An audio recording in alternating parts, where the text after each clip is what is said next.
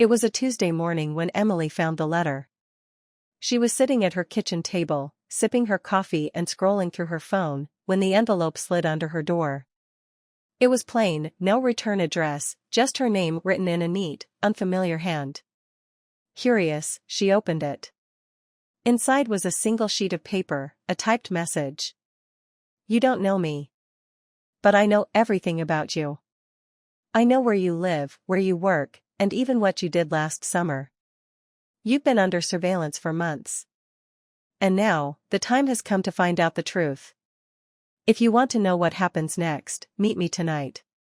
8 p.m. The old bookstore by the river. Come alone." Emily's heart skipped a beat. Who was this? She scanned the letter again, looking for any clue, but there was nothing. No signature.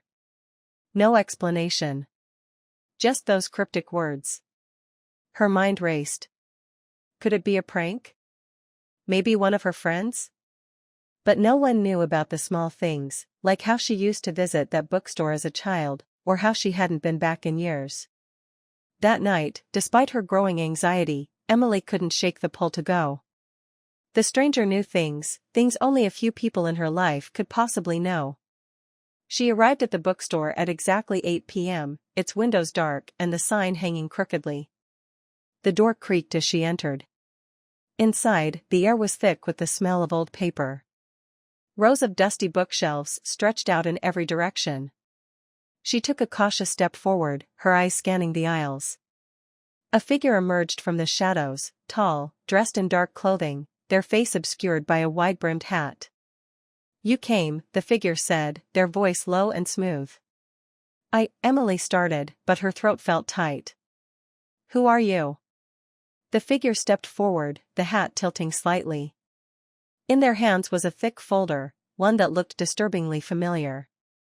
"I told you, I know everything about you," they said, opening the folder. Emily's stomach dropped. The first photo was of her, standing outside her own apartment building. The next was her leaving work, followed by one of her entering the old bookstore just a few days ago. "Who are you?" she repeated, her voice shaking now. The figure finally raised their head. "You don't recognize me?" "That's disappointing," they said, their face revealing a shocking, unsettling truth. It was someone from her past.